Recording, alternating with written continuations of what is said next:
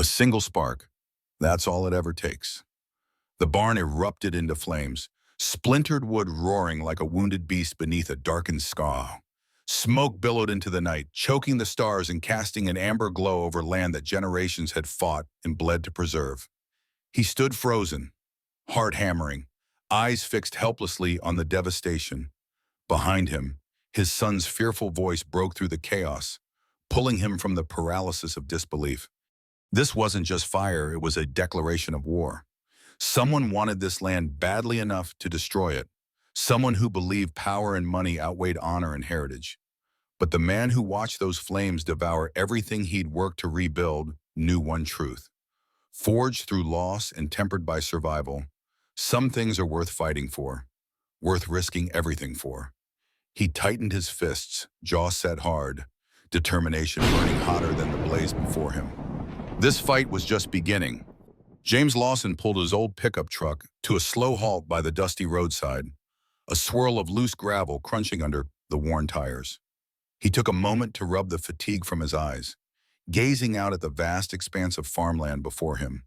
The fields stretched endlessly, a quilt of golden crops rippling under the afternoon sun. To his right, his 7-year-old son, Ethan, stirred awake from a nap. The boy rubbed his face and blinked, taking in the scenery with mild curiosity.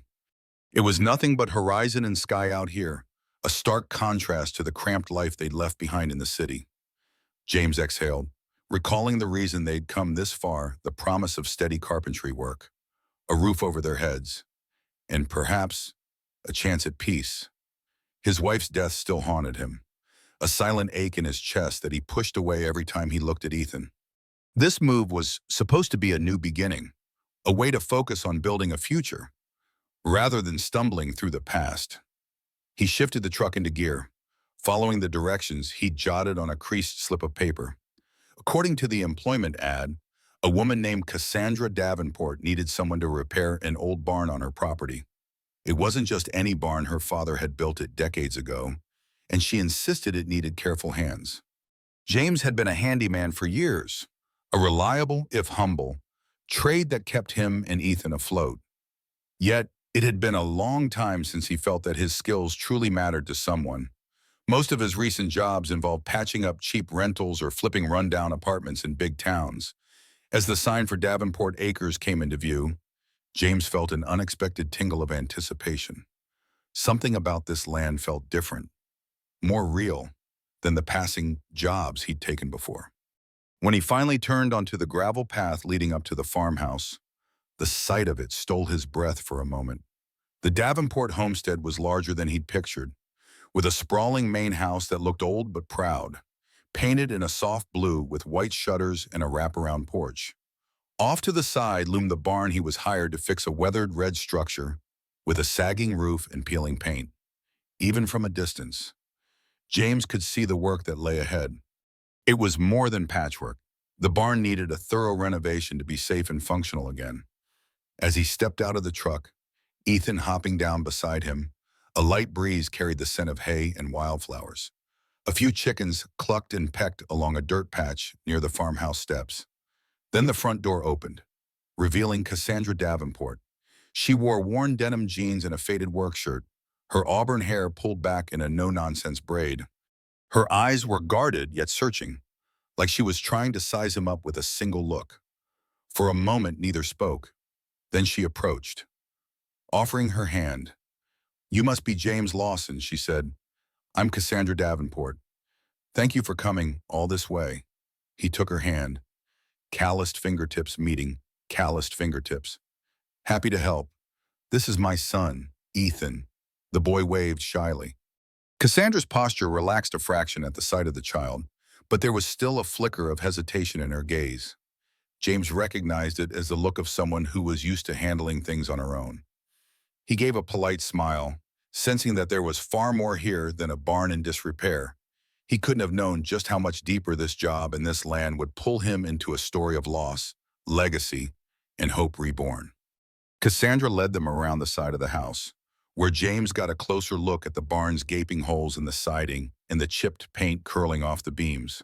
A broken-down tractor was parked haphazardly near the entrance, its tires half sunk in the soft ground. She ran a hand over the frame of the large barn door, her expression tinged with something James could only interpret as reluctant nostalgia. She then handed him a thick ring of keys, explaining which locks went to which doors, and pointed out the worst of the structural damage. As she spoke, James noticed how her voice caught whenever she mentioned her father, Alistair Davenport, who had apparently built the barn by hand many decades ago. It was obvious the memory of him loomed large in Cassandra's mind. While James took notes on what materials he'd need, Ethan wandered around the property, discovering a rickety swing set and the remains of a small vegetable garden. The boy's energy seemed endless as he darted from one discovery to another, his laughter echoing across the yard. James kept an eye on him. More out of habit than worry, Ethan was usually good at minding his own boundaries, but it was a new place with its own hazards. Cassandra followed James's gaze and offered the slightest of smiles when she saw Ethan's excitement. "Must be nice," she said softly, "to have that kind of spirit around." James nodded. "Yeah, he's kept me going. Would have been lost a long time ago without him." A moment passed, laden with quiet understanding. Cassandra cleared her throat, then changed the subject to the specifics of the renovation. She explained how she'd inherited the entire acreage after her father's passing, but the barn had fallen into disrepair. Money was tight, and she didn't have the resources to hire a big crew. A single skilled carpenter with a fair rate was the best she could manage. James sensed she was trying her hardest not to appear vulnerable, even though it was clear that the farm was bigger than one person could handle alone. He assured her he'd take it step by step, focusing first on the barn roof so that it wouldn't leak. "Once we get it stabilized," he added, "we can worry about the siding and anything structural inside." Cassandra nodded, an air of relief flickering over her features.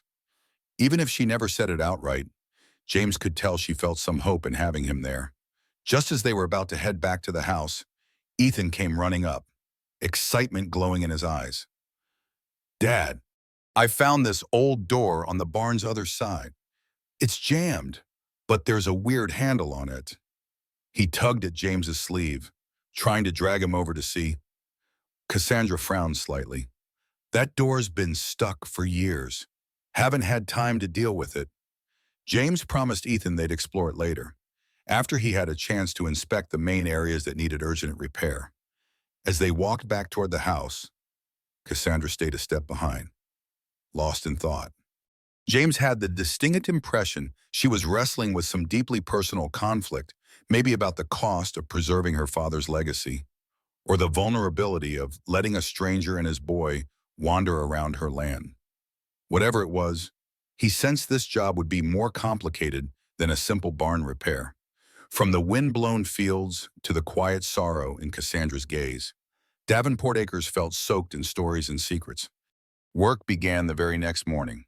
The day broke with a pale orange splendor, and James wasted no time hauling his tools from the truck to the barn. He wore his oldest pair of jeans, battered boots, and a plaid shirt that had seen countless repairs, much like the barn would soon see. Ethan followed closely, lugging a smaller tool belt that James had made for him a year back. The boy wasn't allowed to handle power tools, of course, but he took pride in handing his father hammers, nails, or measuring tapes whenever needed. Cassandra hovered at a distance, busying herself by tidying up some of the old farm equipment left behind by her father. A quiet hush fell over the land, only the occasional clank of metal or the soft murmur of father and son collaboration broke the silence. Before James climbed onto the ladder to begin patching the roof, he decided to circle around the barn's exterior for a thorough inspection. The structure had good bones, but time and neglect had taken their toll. Multiple boards were rotted, the hinges on the large barn doors were nearly rusted through, and the small side door that Ethan had mentioned was wedged so tightly it might require a crowbar to budge. Every so often, James glimpsed Cassandra glancing in his direction, as if wanting to say something, but she always turned away before he could catch her eye. By midday, Ethan's stomach announced it was time for lunch. Cassandra, despite her reserved demeanor, invited them inside to eat. The Davenport kitchen was spacious but felt strangely empty. Family photos lined the walls, predominantly featuring a stern-faced older man who James assumed was Alistair Davenport. In one faded picture, a younger Cassandra stood next to him, beaming with pride, holding what looked like a trophy for a 4-H contest. On the opposite wall, there were framed newspaper clippings, including a headline that read, "Local war hero brings new farming techniques to Hope County." James eyed it curiously, but Cassandra quickly diverted his attention by offering sandwiches and lemonade. As they ate, Ethan chatted away about how he couldn't wait to see what might be behind that jammed door.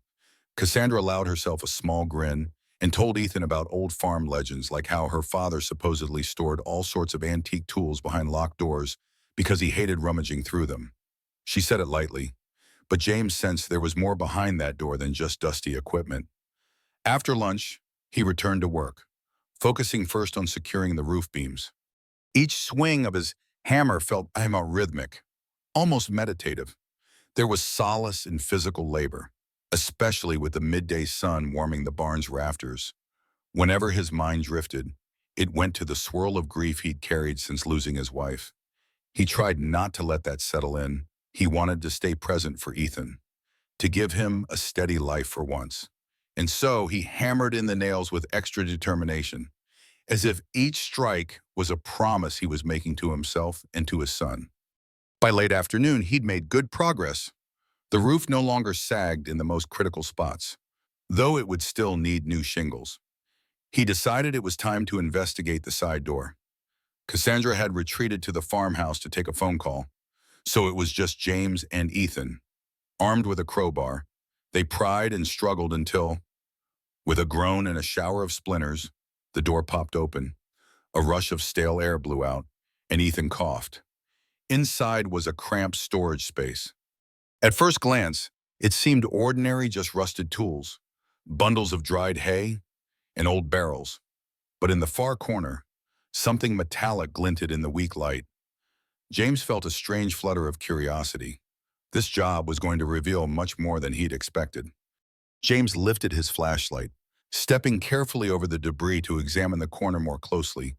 Ethan stayed close behind him, the boy's eyes wide with excitement. The glint they'd noticed came from what looked like a small metal lockbox buried halfway under a pile of frayed rope. It was coated in dust so thick that James had to wipe it several times just to find the keyhole. He shook the box gently. Whatever lay inside was heavy enough to shift with a quiet thunk.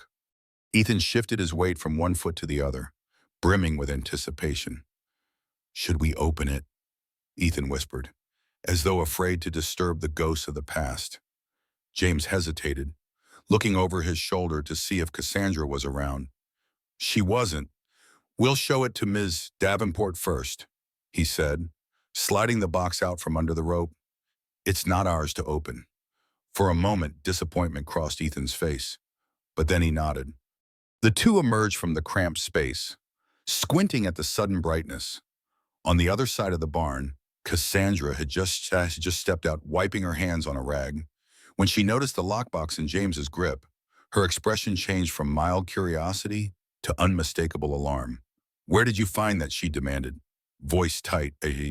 James explained the hidden storage area and how the box was buried under old rope. He held it out carefully. Cassandra didn't take it immediately, her gaze fixed on it like it was a venomous snake. Finally, she reached out with trembling hands and brushed the dust off the lid. Silence hung between them until Ethan gently asked, "Is it something important?" She exhaled, almost as if she'd forgotten anyone else was there. "It might be," she murmured. Turning to James, she lowered her voice. I'm not sure how to explain. My father was always secretive about certain things. He served in the army before I was born, and when he came back, he was determined to make the farm a success. But he made a lot of enemies along the way, and I don't know what's in here." James placed the box in her hands. "I figured you'd want to see it first, if you want privacy." Ethan and I can Cassandra cut him off with a nod of gratitude and a forced smile. "Thank you. I'll take a look inside later." Part of James wanted to insist they open it right then. But Cassandra's demeanor was too guarded, too unsettled. He decided not to push, guessing she might need time alone to reconcile whatever memory or secret lay within the lockbox. Ethan, on the other hand, wore disappointment openly. Cassandra must have sensed his curiosity because she knelt down and offered a small smile. If there's something safe inside, maybe I'll show you later, she said. The promise seemed to placate the boy for the moment. As the afternoon turned to dusk, James completed a bit more work, installing temporary supports on one of the barn's compromised walls. He tried not to let his mind wander too far, but he couldn't help imagining what might be in that box old letters, perhaps, or photographs revealing a family history nobody had told him about. Whatever secrets Alistair Davenport had guarded, they were now in Cassandra's hands, and James had a gnawing feeling these revelations might change everything. Not just for her, but for the farm's future, and maybe even for him and Ethan, too. Night settled over Davenport Acres with a hush broken only by the wind rustling across the fields. James and Ethan retreated to a small rental cabin on the far end of the property, a temporary arrangement Cassandra had suggested while the barn repairs were underway. It was modest, just 2 rooms and a compact kitchen, but far better than any motel or roadside inn they could have afforded otherwise. After a simple dinner of canned soup and bread, Ethan fell asleep reading a comic book by flashlight. James tucked him in, then stepped outside for a moment of air. He gazed up at the stars, which appeared brighter than he ever remembered in the city. The wide-open sky had a calming effect, but his thoughts kept straying back to Cassandra and that lockbox. Meanwhile, across the farmyard, Cassandra stood in her own kitchen, alone. She placed the lockbox on the old wooden table and turned a small key one she'd fished out from her father's desk drawer years ago but never found a use for until now. The lock clicked. Her pulse throbbed in her ears as she lifted the lid, half expecting to find nothing more than a few old trinkets. Instead, she discovered a stack of faded documents in a slim, leather-bound journal. The documents bore official seals and dates from the late 1970s. Her eyes scanned the fine print, each line revealing more about an investment deal, a land expansion agreement, and some cryptic references to a joint business venture. Then her attention fell on the journal, labeled simply Alistair's Notes. Cassandra's hands trembled as she turned the pages. The handwriting was unmistakably her father's, precise and bold. He wrote of conflicts with large agribusinesses, about standing up for small farms in the face of corporate expansion. There were entries detailing his time as a soldier, notes on comrades lost, on promises made. One name appeared frequently, circled in red ink, Nathaniel Royce. Cassandra recognized that name from her childhood.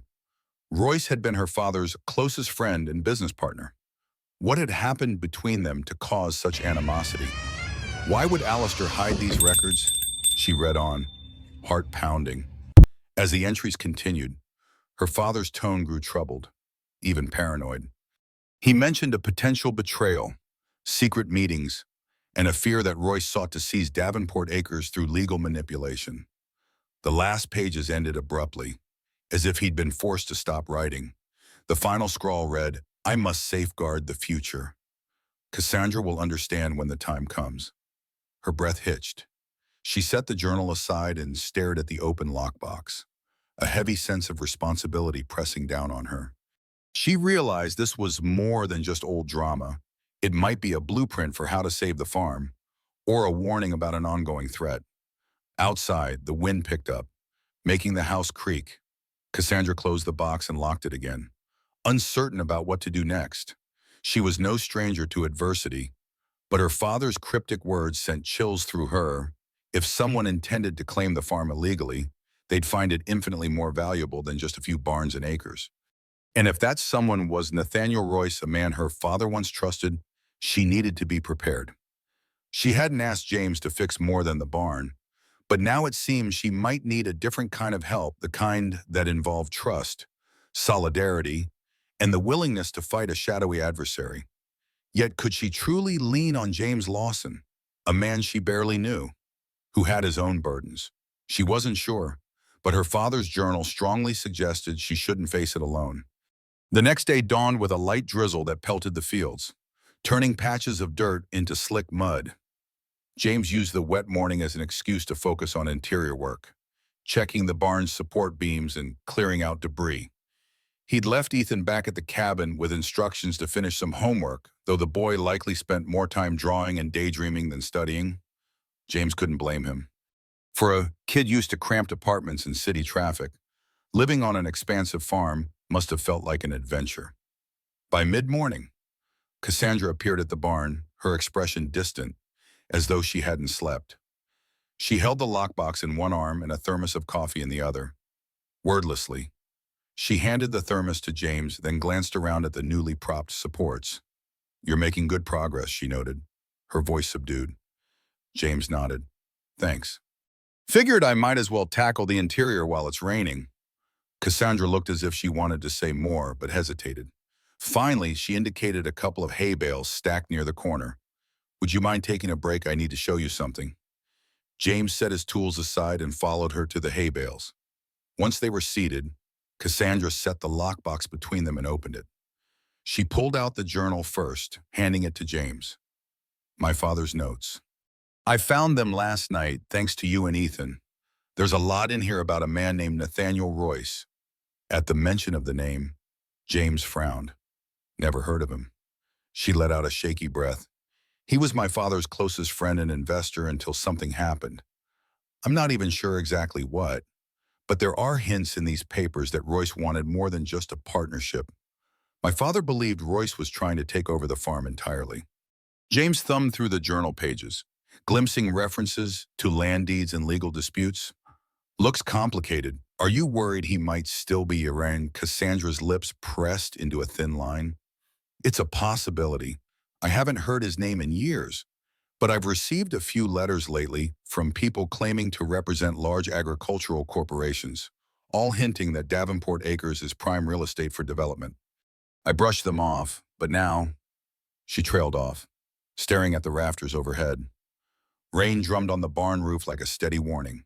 Now it seems like there might be something bigger at play. James finished her thought. A sudden protective instinct swelled in him. Perhaps it was because he understood the fragility of holding on to what little you had. Or maybe it was the look in Cassandra's eyes, equal parts determination and fear, that stirred him. "You think this Royce could be behind those offers?" She shrugged. "I don't know, but I plan to find out. The journal suggests there's more than one document that confirms rightful ownership of the land, some kind of amendment my father filed to prevent a hostile takeover. But I can't make sense of all the legal talk." She showed him a file labeled Property Writer 1978, dense with jargon. James studied the lines, though they meant little to him. "You might need a lawyer," he said quietly, handing the file back. "But if you need help sorting through anything," or Cassandra closed the box, cutting him off with a no. "Thank you. I'll let you know. Right now, I just need to be sure that if something does happen, I'm ready." James couldn't shake the feeling that this farm was on the brink of a storm far bigger than the one drizzling overhead. He vowed, silently, that if danger came, he wouldn't let Cassandra face it alone. The next few days brought a slow but steady transformation to the barn. James replaced rotten boards and hammered fresh shingles onto the roof, occasionally assisted by Cassandra if she wasn't too busy with her own farm chores. Ethan, when not chasing chickens or trying to befriend barn cats, served as a gopher fetching tools and nails, feeling important in the process. Beneath this surface productivity, however, was an undercurrent of growing tension. Cassandra pored over her father's journal and documents every night, her eyes rimmed with tired worry each morning. James noticed her mood shifting from mild anxiety to deep concern, though she rarely discussed it outright. Late one afternoon, while James was sealing the new window frames he'd installed in the barn, he spotted a stranger arriving in a sleek black sedan. The car looked strikingly out of place amid the dusty landscape and battered farm vehicles. Cassandra emerged from the house, and the two conversed by the porch. Even at a distance, James could tell the exchange was tense. The stranger, tall and well-dressed, gestured with practiced confidence, as though used to dominating conversations. Cassandra crossed her arms, stood her ground, and eventually turned away. The man said something else, curt, before climbing back into his car and driving off. When Cassandra approached James afterward, her face was tight with anger. "That was Donovan Pierce," she explained bitterly. A representative of Royce Industries, she spat the name like a curse. He claims they're interested in purchasing large portions of farmland in the region for sustainable projects. But he made it clear that if I don't consider selling, I could face legal troubles. James set his tools down. He threatened you. She nodded, tucking a loose strand of hair behind her ear. He wouldn't call it a threat, but that's exactly what it was. He mentioned eminent domain, saying that if I don't cooperate, the county might have reason to seize the land for public works. It's nonsense, but it's meant to scare me. A fierce protectiveness rose in James's chest. He glanced at Ethan, who was perched on a nearby hay bale, obliviously whistling to himself. "This is your land," James said with quiet intensity. "No one can just take it from you, especially if you have the documents proving your father secured it against such schemes." Cassandra exhaled, frustration pouring out like steam. "That's the thing. I don't fully understand what my father put in place. The papers suggest he did something unique, but I can't decode all the legal language. I've tried calling attorneys, but it's expensive. And some local law offices have big corporate clients. They might not be on my side." James frowned. "We can figure something out. Maybe there's a community legal aid in the town, or some older residents who remember how your dad set things up." He recalled seeing those old news clippings in her kitchen, praising Alistair Davenport for modernizing local farming. He must have had friends here who can help. Cassandra managed a weak smile. "You talk like you're in this with me." He didn't hesitate. "Well, I am. You gave me a job and a place to stay. The least I can do is help you keep the farm you love." They stood there in the barn's threshold, silent tension brimming between them. Outside, the sun dipped lower over the horizon, painting the sky in hues of orange and red. The farmland looked serene, but both James and Cassandra felt the oncoming clash like thunder in the distance. If Royce Industries intended to muscle in, they'd soon learn that Davenport Acres was not some easy prize. Word spread through the small community that Cassandra Davenport was under pressure from outside investors. Farmers and locals began stopping by the property more often, some out of curiosity, others out of genuine concern. Many remembered Alistair Davenport with respect, calling him a war hero who championed better irrigation systems, crop rotations, and cooperative buying. They recounted how he had once stared down corporate bullies who tried to standardize farming practices for profit at the expense of local traditions. James found himself listening to these stories with fascination. It was clear Alistair wasn't just an ordinary farmer. He was something of a local legend. The more James heard, the more he realized that Alistair's legacy might be the key to saving the farm. Still, the ominous presence of Royce Industries loomed like a shadow. Every day, Cassandra checked her mailbox with apprehension, half expecting more legal notices or veiled threats. James tried to remain a calming presence, but he too felt the weight of an impending storm. One afternoon, a neighbor named Flora Hannon, an elderly woman with a warm smile, visited with homemade pies. She spoke glowingly of Alistair and confided in Cassandra, "If you need me to sign a petition or speak to the county board, dear, I will. Your father did so much for us." Cassandra nodded appreciatively, tears glinting in her eyes, but she admitted she was still unsure how best to fight back. Another day, a local mechanic, Orville Gunn, showed up to fix that old tractor rusting near the barn. He said he was doing it on the house in honor of Alistair. "I'd hate to see the place fall into the hands of some big corporation." He said simply. These gestures of solidarity moved Cassandra, who'd long felt alone on the farm after her father's death. She was used to dealing with everything herself, not leaning on neighbors or forging alliances. Yet the situation with Royce Industries was too large to handle in isolation. Through all this, James continued working tirelessly on the barn. He put up new siding, weatherproofed the doors, and restructured a few support beams for added stability. Though his official task was purely carpentry, he found himself drawn deeper into the farm's drama. He didn't mind. In fact, for the first time since his wife's passing, James felt purposeful in a way that went beyond just earning money. There was a growing sense of unity with Cassandra, an unspoken camaraderie that blossomed whenever they shared updates or made plans for the next defensive step against Royce. In quiet moments, after Ethan was in bed, James would linger on the farmhouse porch with Cassandra, the two sipping coffee while the stars blinked overhead. Occasionally, they'd discuss strategies like hosting a public gathering at the farm to showcase its historical and cultural value, or launching a local produce market that proved the land's importance to the community. Other times, they lapsed into silences charged with unsaid feelings. Cassandra would talk about her childhood, riding horses through these fields with her father, and James would recall simpler times with his own family. Those evenings felt like seeds being planted, each conversation a small root of trust and friendship taken hold in uncertain soil. Yet, overshadowing these shared moments was the knowledge that Royce was not idle. Cassandra found fresh footprints near her property boundary one morning, tire tracks from a fancy sedan that clearly wasn't local. She couldn't shake the notion that an unseen force was circling, waiting to pounce. And so, while the farm steadily grew into a community rally point, Cassandra and James braced themselves. Something was coming, something that would test the strength of their newfound bond and the resilience of Davenport Acres itself. They didn't have to wait long for the next move. Late on a Tuesday afternoon, as James was cleaning up his tools, he heard the roar of a car engine in the distance. He looked up from the barn door he'd been sealing and saw that same black sedan tearing down the gravel driveway, kicking up clouds of dust. Cassandra, who'd been weeding in the vegetable patch, stood and watched warily. This time, the man who stepped out wasn't Donovan Pierce, but someone else entirely, a man with slicked back salt and pepper hair and a sharp charcoal suit. He removed his sunglasses slowly, surveying the farm like a conquering general. "I suppose you're Cassandra Davenport," he said, smirking. His voice was smooth but carried an undercurrent of arrogance. Cassandra nodded, crossing her arms.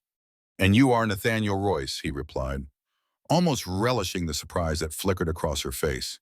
"I thought it was time we spoke face to face," James observed from a short distance, putting himself in a position to intervene if needed. The tension in the air was palpable. Royce exuded power and confidence, his stance that of someone who believed he already owned the land he stood on.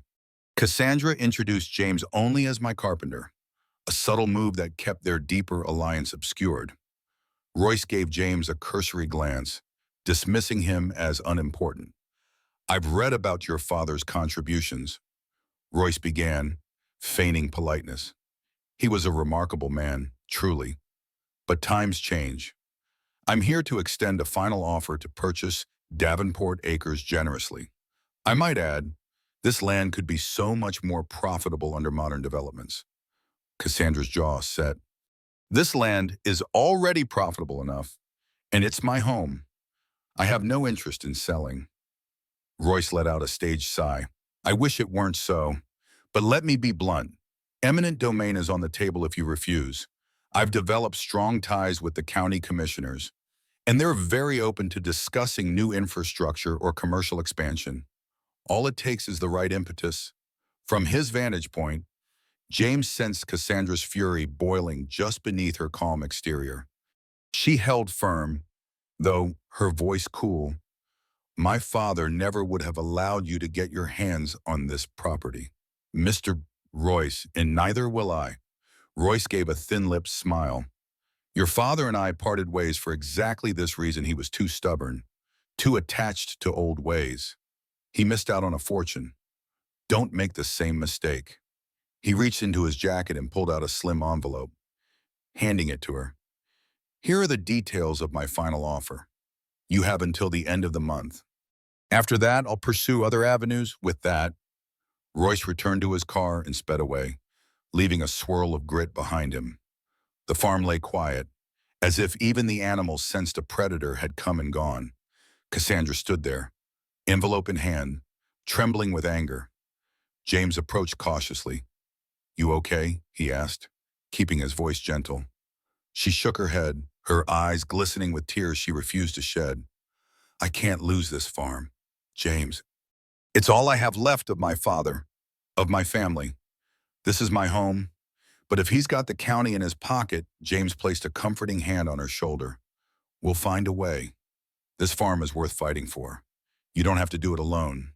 She looked up at him, her defenses momentarily lowered. I'm scared, she admitted quietly, her voice trembling with the stark vulnerability she'd been trying to mask. James squeezed her shoulder gently. I know. But you're not the only one who has something to protect here. Ethan and we need this place too. Maybe more than you realize. In that moment, beneath the lowering sun, a silent pact was formed. They would stand together against Royce, forging a partnership deeper than mere convenience. Unknown to them, the confrontation looming on the horizon would test not just the structural integrity of Davenport Acres, but also the limits of their faith in each other and in themselves. Determined to fight back, Cassandra spent the next few days calling in every favor she could think of. She contacted old friends of her father, ex-servicemen who'd once shared a foxhole with Alistair Davenport.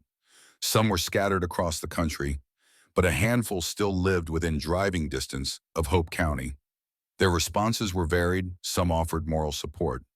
Others hinted they might be able to lean on local officials. All were outraged to hear the name Nathaniel Royce once again stirring up trouble.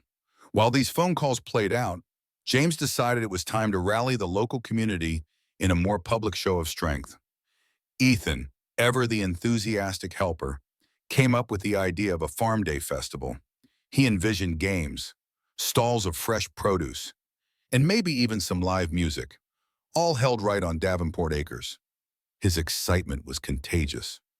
Cassandra warmed to the plan, recalling how her father used to host small gatherings in the fields to celebrate harvests or important milestones. Now, though, they needed to make a bigger statement, one that proved Davenport Acres was essential to the local culture and economy. With word of mouth traveling fast in a small town, volunteers emerged. Flora Hannon donated pies, bread, and pastries. Orville Gunn promised to do free tractor rides for kids. A local band, 3 middle-aged farmers who moonlighted as guitarists, agreed to provide the music. James created flyers with simple text, "Come celebrate, Farm Day at Davenport Acres, support local agriculture, history, and community." He and Ethan pinned them on bulletin boards at the diner, the grocery store, even the nearby gas station. The festival took shape so rapidly it left Cassandra breathless and emotional, as if the entire county recognized how vital the farm really was. Meanwhile, Nathaniel Royce's reach extended through official channels. Rumors circulated about zoning changes, about a multi-use development plan in some lock and briefcase of his. One of Cassandra's acquaintances overheard a county clerk mentioning new roads, maybe even a commercial complex.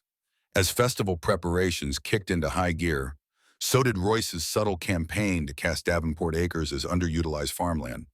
If he could convince enough people in power that the property was better off in corporate hands, eminent domain proceedings might begin in earnest. The clock was ticking. The coming weekend was crucial. The festival would not just be a festive gathering, it would be a statement of communal defiance. James tackled the final touches on the barn repairs, ensuring the structure was safe enough to host visitors. After all, they planned to use the barn as a central attraction, displaying some of Alistair Davenport's old tools and the historical photos Cassandra kept stashed away. Each hammered nail, each freshly painted board, felt like a message to Royce: this place is alive, and we won't surrender it quietly. On the eve of the festival, Cassandra and James found themselves alone in the farmhouse kitchen after Ethan went to bed. They were making a final list of tasks: who would help park cars, where to set up the vendor stalls, how to handle potential pain. The air smelled of homemade stew simmering on the stove, and the faint tang of fresh paint lingering from the barn. Cassandra paused in her writing, looking at James, who was busy measuring space on a hand-drawn map for the stalls. "James," she said softly, catching his attention, "I just wanted to thank you. Not just for the work on the barn, but for everything. I've been alone out here since my dad died. I didn't realize how much I needed someone in my corner." James closed the notebook, meeting her gaze with warmth. "You've got a whole town in your corner now. Cassandra and me." Her eyes glistened, reflecting a mix of gratitude and something else, something unspoken but present between them. For a moment, neither spoke, letting that feeling settle. Then she nodded, returning to the list. Tomorrow would bring the festival, And with it, a decisive moment in their fight against Royce. The stakes had never been higher. The morning of the Farm Day Festival dawned bright and clear, as though fate itself wanted to give Davenport Acres a fighting chance. Volunteers arrived early, setting up stalls for homemade jams, baked goods, and fresh vegetables from nearby farms. Flower arrangements adorned makeshift tables, each bouquet highlighting the region's diverse flora.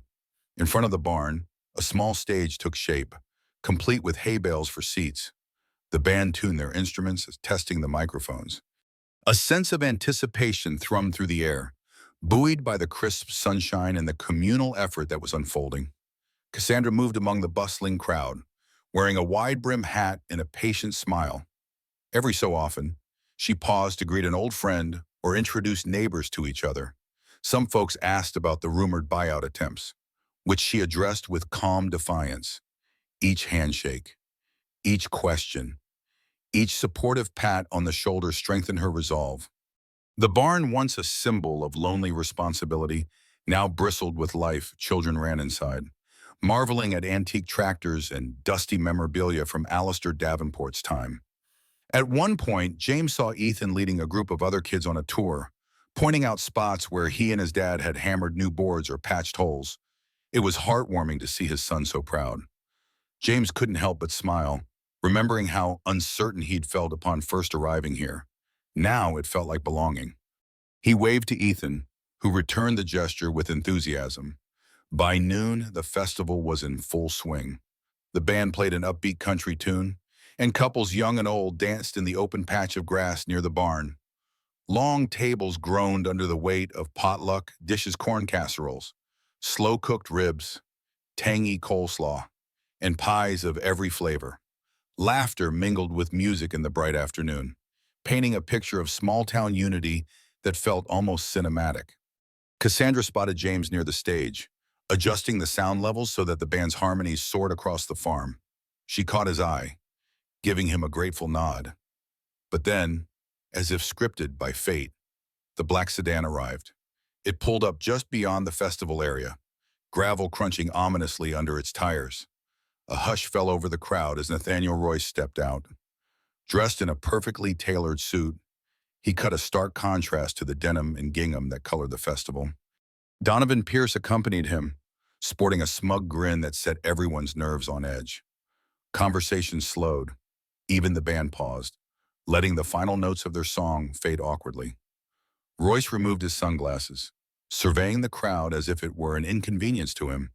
Cassandra stepped forward, head held high. James edged closer, prepared to stand by her side if this confrontation turned ugly. Royce looked from the decorations to the stalls, then to the barn, where folks were still wandering in and out.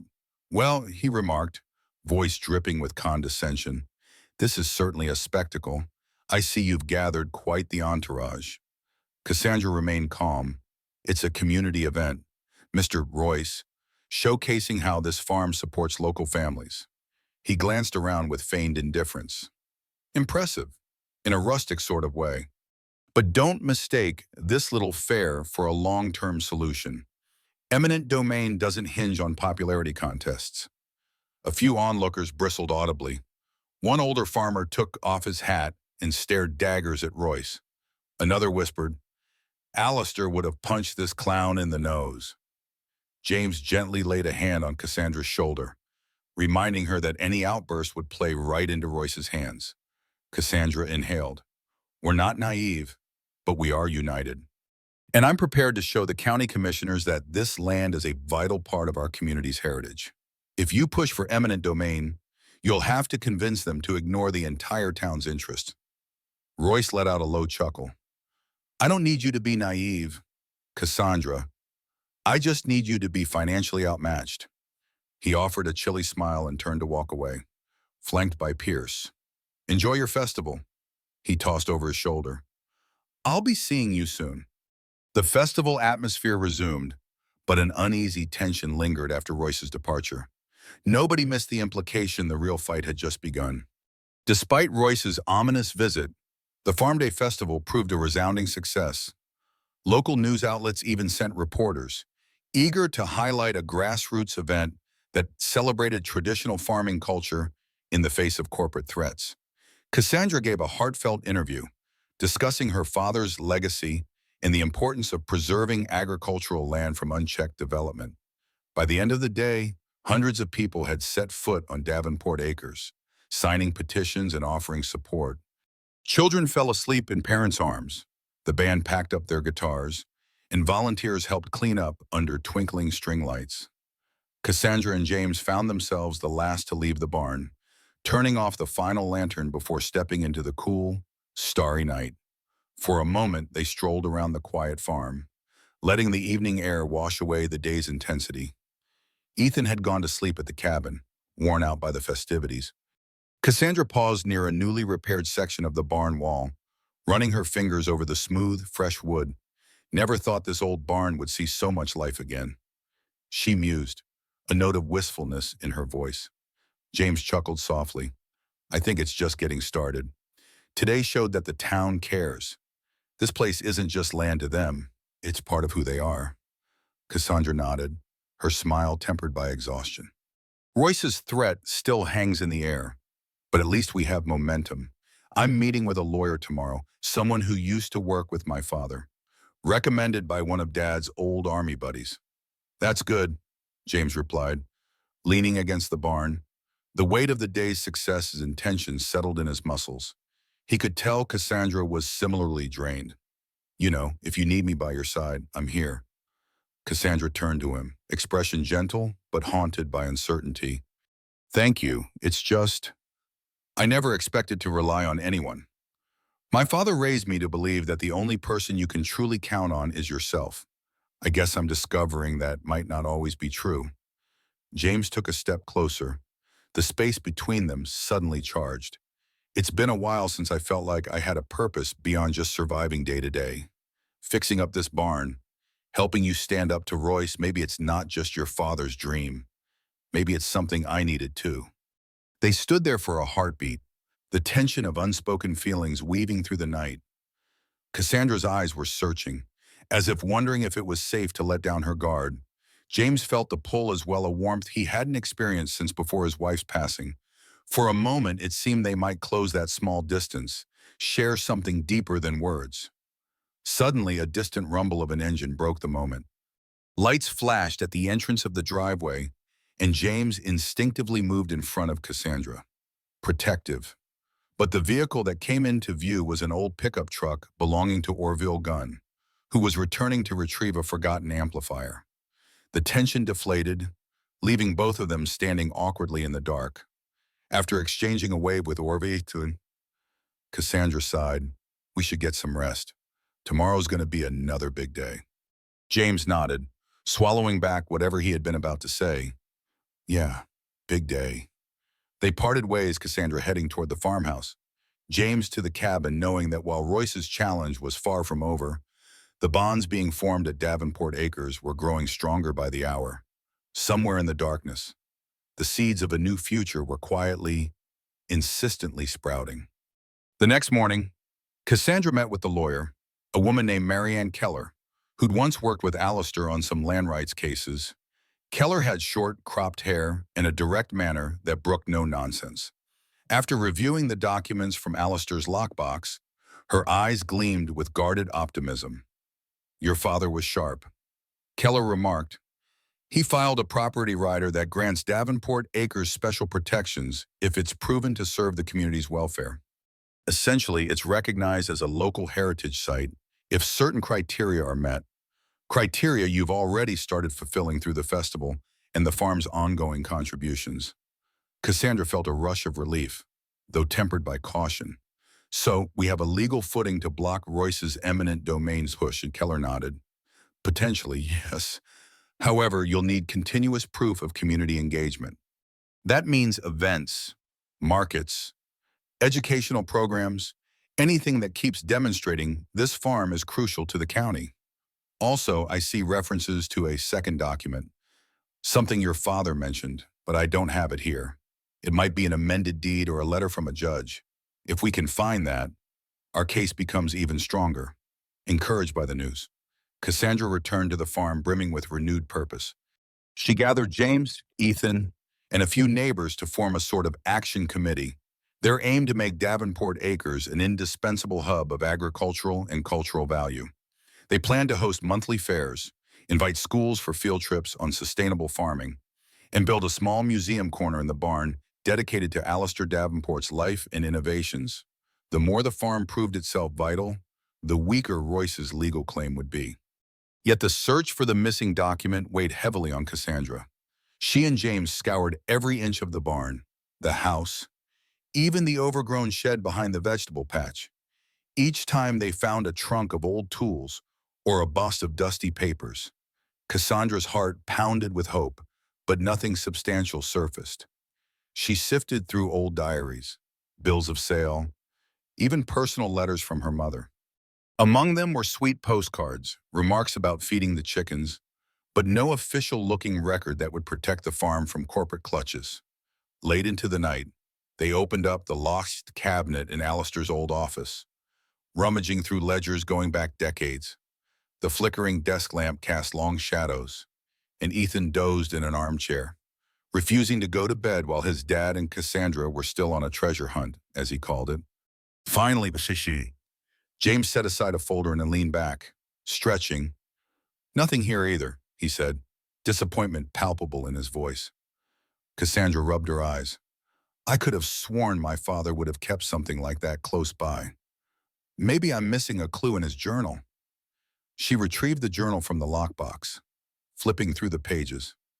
Alistair's words were a mix of war memories, farm diaries, and cryptic warnings about Nathaniel Royce. Lines jumped out at her. "They won't see reason. Must protect Cassandra's future." Another read met with Judge Halford. He agreed to sign if I formalize the farmland usage by end of year. A final, half-legible sentence. Document stored with "Rune Attic." The words were smudged, as if Alistair had scrawled them in a rush. Attic, James asked, glancing at the pages over her shoulder. "Your father's room attic," Cassandra frowned.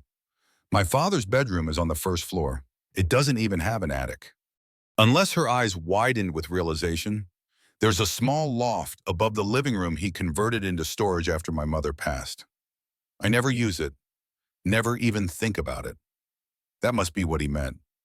They exchanged a determined look.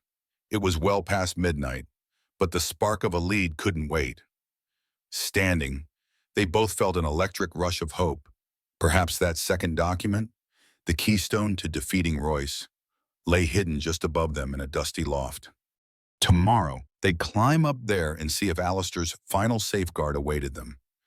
And perhaps, just perhaps, this puzzle piece would turn the tide in their battle to save Davenport Acres.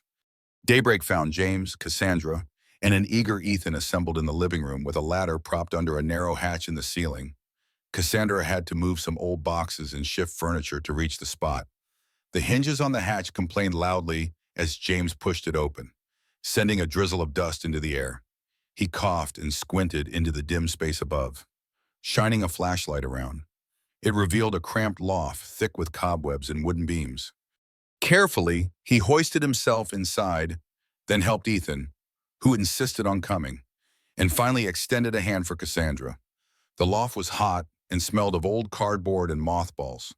Among the clutter sat a few trunks, battered suitcases, and a wooden crate with a faded label that read, "Davenport Family Memories." Cassandra's heart skipped a beat at the sight. She recalled glimpses of those crates in childhood. But her father had always told her they were just keepsakes. She knelt beside one trunk, wiping away the dust, and unlatched it. It creaked open, revealing a trove of old photographs, medals, and a folded American flag mementos of Alistair's military service. Cassandra ran her fingertips over the medals, tears threatening her composure. Ethan peered over her shoulder, eyes full of wonder. Meanwhile, James rummaged through a nearby stack of documents. They were mostly letters, receipts, and certificates for livestock transactions. He was about to move on when a sealed envelope, thicker than the rest, caught his attention.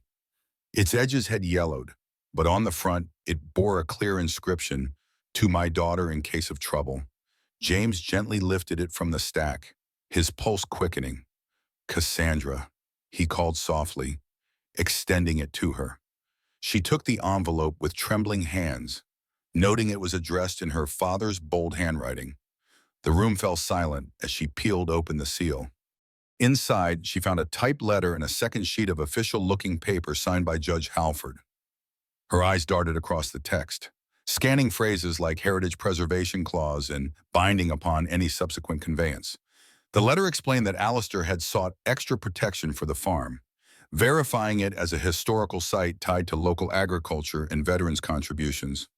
If contested in court, this ruling would require any corporate interest to prove beyond a doubt that their development served a higher public good.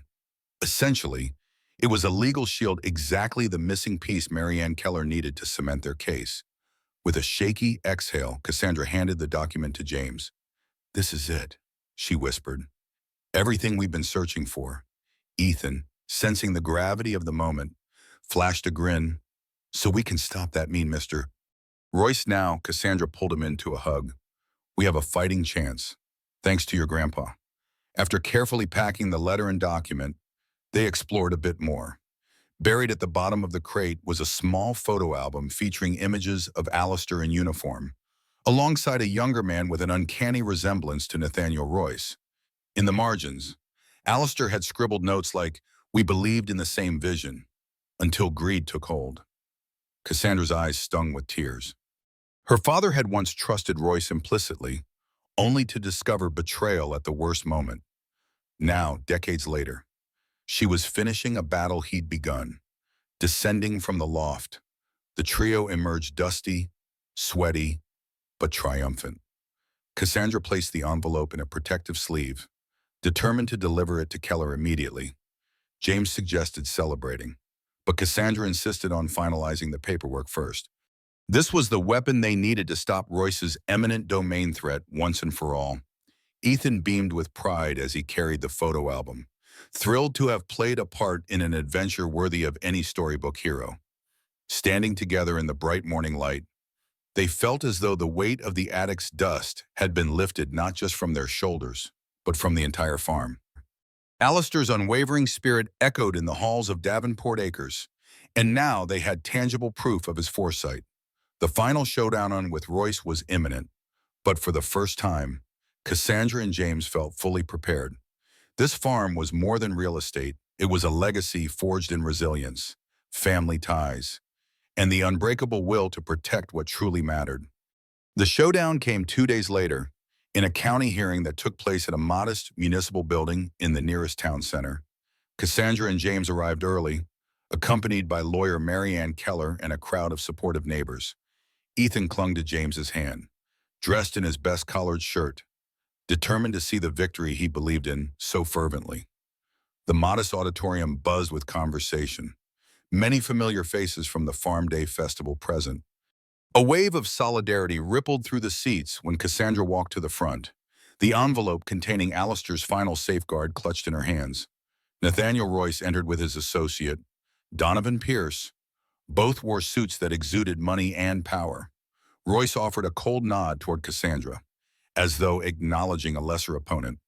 The meeting commenced with formalities, the county commissioners explaining that they were hearing arguments regarding Royce Industries' proposal for development on farmland, specifically Davenport Acres. Royce spoke first, citing inflated figures about job creation, tax revenue, and modernization. He tried to downplay the significance of the farm, insinuating it was largely unused except for nostalgic, inefficient practices. Donovan Pierce handed out glossy brochures depicting sleek commercial structures. When Royce finished, Cassandra rose, smoothing her skirt with trembling hands. But her voice, when it rang out, was strong. She recounted how Davenport Acres had served the community for generations, providing not just crops but also a cultural anchor.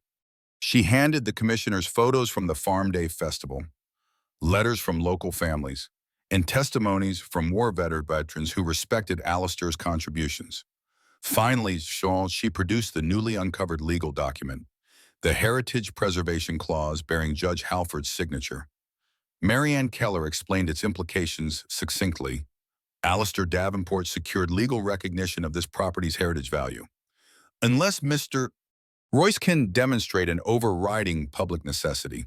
This land is shielded from eminent domain. Moreover, Ms. Davenport has proof of ongoing community usage and public interest, further negating any claim that the farm is underutilized. A hush fell over the room. The commissioners looked through the document, nodding to one another. Royce's face tightened like a vice. Donovan Pierce fumbled, glancing at his phone. It was evident they hadn't expected this. Royce tried to contest the document's validity, accusing Cassandra of forging or misrepresenting it, but Keller swiftly countered with references to archived court records. With each rebuttal, Royce's confidence visibly eroded. Public comments were then allowed. One by one, locals stood and spoke, sharing emotional stories of how Davenport acres influenced their lives. An elderly farmer recalled how Alistair donated seeds during a drought. A mother of 3 mentioned her kids' first pony rides here. Flora Hannon tearfully credited the farm's fresh produce for helping her survive a financial rough patch. Each story hammered home the fact that Davenport Acres was more than farmland. It was woven into the fabric of the county's soul.